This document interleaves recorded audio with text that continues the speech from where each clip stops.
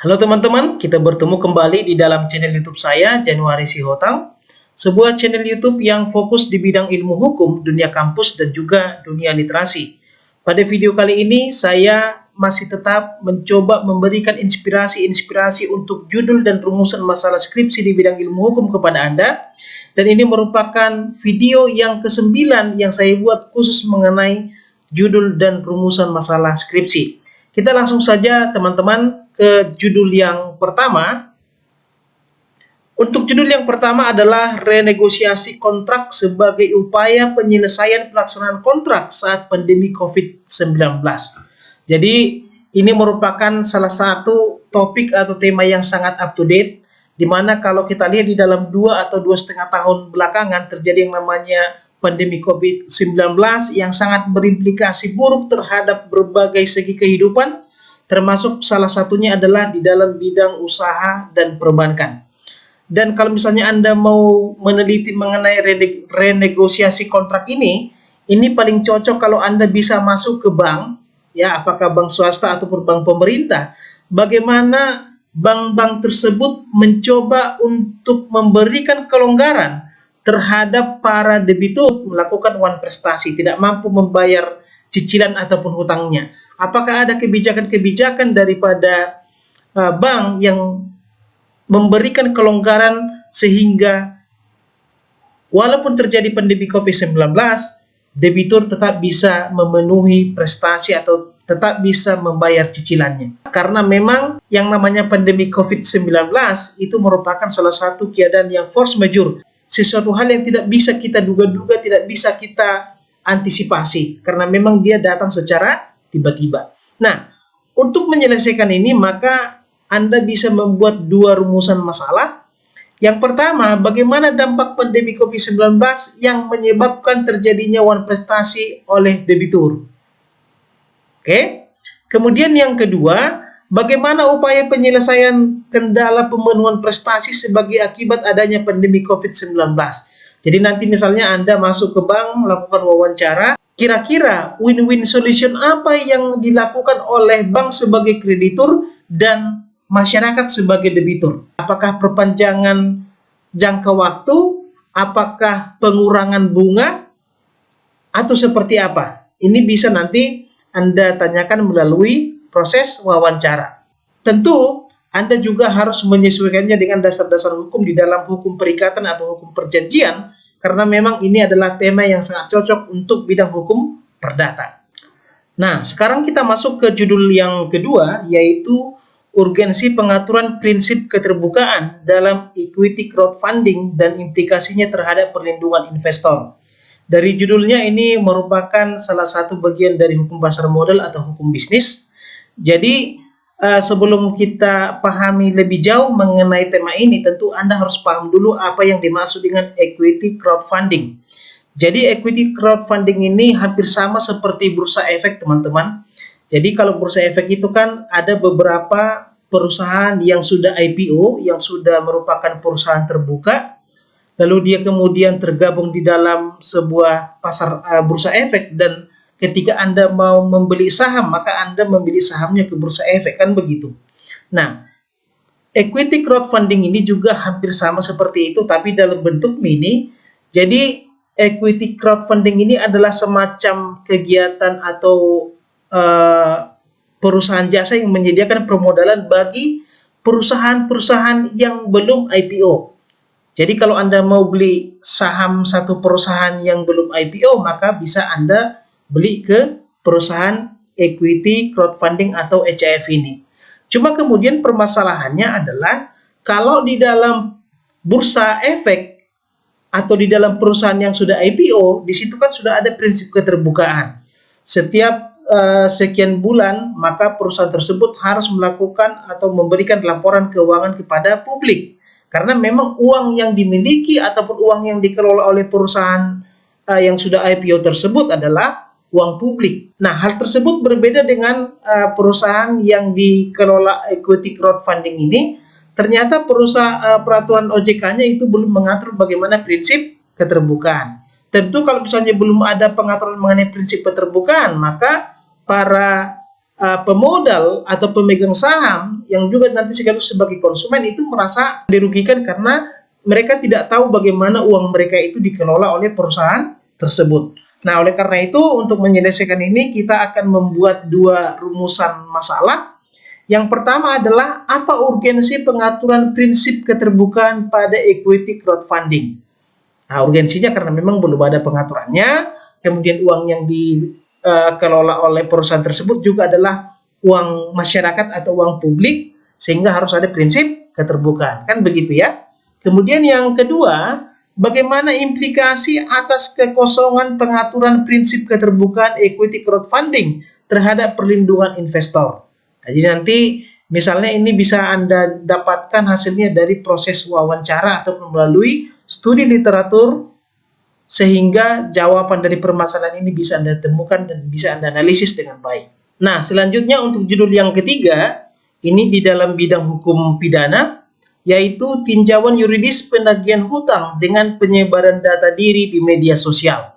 Ini sesuatu hal yang sering terjadi akhir-akhir ini teman-teman, terutama ketika medsos itu merupakan sesuatu hal yang tidak bisa lepas dari kehidupan kita, sehingga kemudian banyak orang menagih hutang itu melalui medsos dengan menandai di dinding atau di wall, misalnya Facebook, kemudian Instagram, Twitter, dan segala macam. Tapi yang paling banyak adalah melalui media Facebook. Kenapa ini bisa terjadi? Ya mungkin sangat banyak faktor penyebabnya. Yang pertama misalnya bisa saja si yang memiliki piutang itu sudah melakukan berbagai cara, meminta baik-baik, lalu kemudian menelepon dan segala macam, tetapi kemudian karena tidak ada respon, maka dia mungkin sudah putus asa daripada uangnya tidak kembali, daripada utangnya tidak dibayar, maka dia menandainya ataupun memintanya melalui dinding Facebook daripada si peminjam yang bersangkutan. Atau kemudian yang kedua, ada juga supaya semacam daya paksa agar si peminjam ini mau membayar hutangnya dengan mempermalukan yang bersangkutan di media sosial. Karena kita tahu bahwa media sosial ini merupakan salah satu aspek yang sangat penting di dalam kehidupan kita seperti yang sudah saya katakan tadi. Cuma kemudian banyak orang yang tidak tahu bahwa ketika Anda mempermalukan orang lain di Facebook, ketika Anda mencoba merendahkan martabat orang lain di Facebook dengan memberitahukan bahwa dia itu memiliki utang, ternyata bisa dijadikan sebagai alasan bahwa Anda melakukan penghinaan atau Anda melakukan perbuatan tidak menyenangkan kepada si peminjam. Ini bisa Anda lihat di dalam pasal 31 di dalam pasal 310 KUHP maupun melalui Undang-Undang ITE yang secara khusus mengatur mengenai bagaimana Anda menjaga harkat dan martabat orang lain di media sosial. Nah, ini persoalan yang sangat menarik teman-teman. Ada beberapa putusan terkait dengan ini, ataupun kalau Anda tidak mau menelitinya melalui putusan, Anda juga bisa menelitinya melalui studi literatur dan juga melalui wawancara. Bagaimana kira-kira solusi yang terbaik pada saat kapan seseorang itu bisa dikategorikan melakukan perbuatan tidak menyenangkan atau pencemaran nama baik ketika melakukan penagihan hutang di media Facebook. Oke? Untuk menyelesaikan ini, maka Anda bisa menggunakan dua rumusan masalah. Yang pertama, apa faktor yang menyebabkan terjadi penagihan hutang dengan penyebaran data diri di media sosial. Kemudian yang kedua, bagaimana tinjauan yuridis penagihan hutang dengan penyebaran data diri di media sosial. Ini bisa Anda kaji dari dua perspektif ya. Bisa dari KUHP dan juga bisa dari Undang-Undang ITE. Nah, sekarang kita masuk ke judul yang keempat. Ini tema yang sangat menarik dan saya yakin belum ada yang menelitinya sebagai skripsi. Ini di bidang hukum perdata, teman-teman. Judulnya adalah Perlindungan Hukum Pemegang Jaminan Fidusia atas dirampasnya objek jaminan dalam perkara korupsi. Jadi, saya kasih satu analogi lah ini.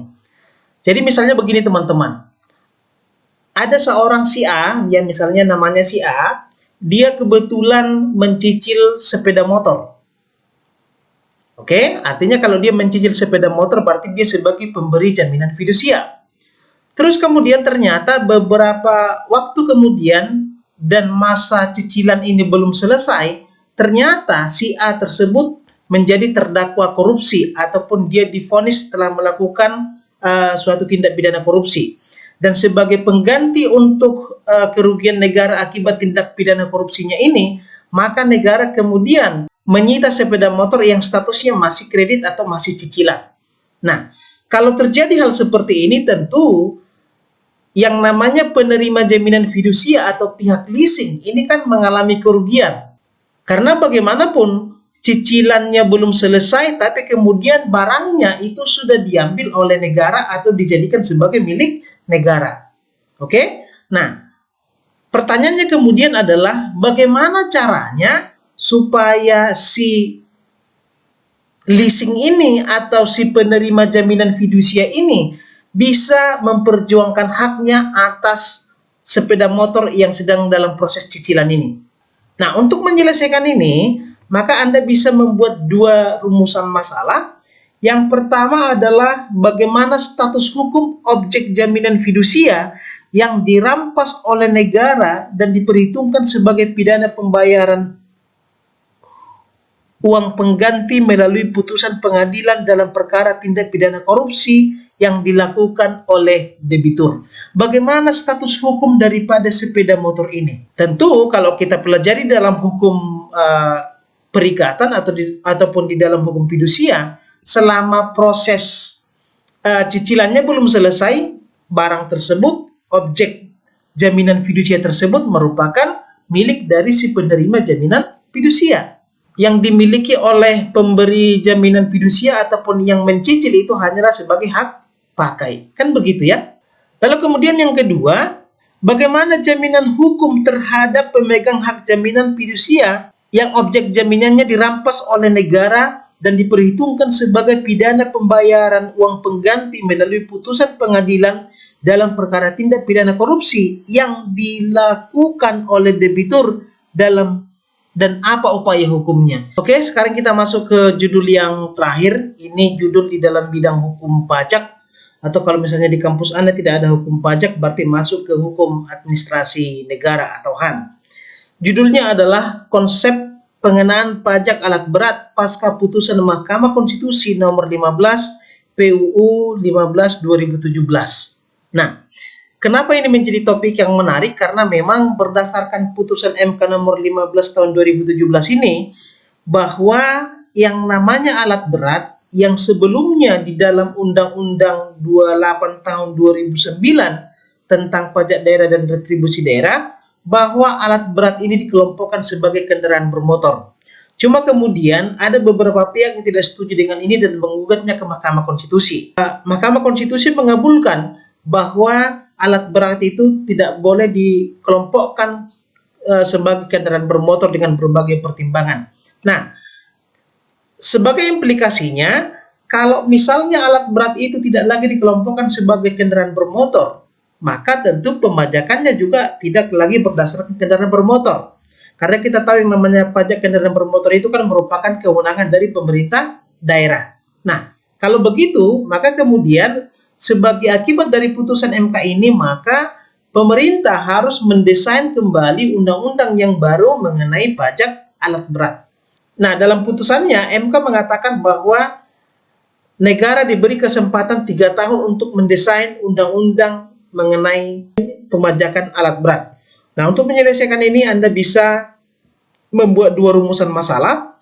Yang pertama adalah bagaimana konsep pungutan pajak atas alat berat di Indonesia pasca putusan Mahkamah Konstitusi nomor 15 tahun 2017 tentang uji materi Undang-Undang nomor 28 tahun 2009 tentang pajak daerah dan retribusi daerah dalam rangka meminimalisir dampak lingkungan akibat pengoperasiannya. Kemudian yang kedua, bagaimana tantangan yang berpotensi timbul dalam penerapan konsep pungutan pajak atas alat berat tersebut. Jadi tantangannya menurut saya adalah mengenai objek pajaknya. Kira-kira ukuran berapa baru dikatakan sebagai alat berat atau dia tidak dikelompokkan lagi sebagai kendaraan bermotor. Misalnya truk, ya, truk tronton misalnya dengan truk yang mengangkut batu bara itu termasuk alat berat atau kendaraan bermotor. Atau misalnya eskavator, itu seperti apa? Nah, Lalu kemudian yang kedua, pajak alat berat ini termasuk pajak pusat atau pajak daerah. Kalau sebelumnya kan pajak kendaraan bermotor termasuk kewenangan dari daerah. Nah, ini pajak alat berat seperti apa? Karena pajak alat berat ini kan dampaknya sangat banyak. Selain masalah ukurannya, dampak yang ditimbulkan juga itu luar biasa ya. Bagaimana misalnya bahwa alat berat ini mengakibatkan yang namanya kerusakan jalan, kerusakan infrastruktur, dan juga pencemaran lingkungan. Ini yang harus Anda teliti dan ini menurut saya adalah satu judul yang sangat menantang. Oke, saya rasa demikian teman-teman. Itulah 5 inspirasi judul skripsi yang bisa Anda teliti. Semoga video ini bermanfaat. Kita bertemu lagi di part yang ke-10. Terima kasih.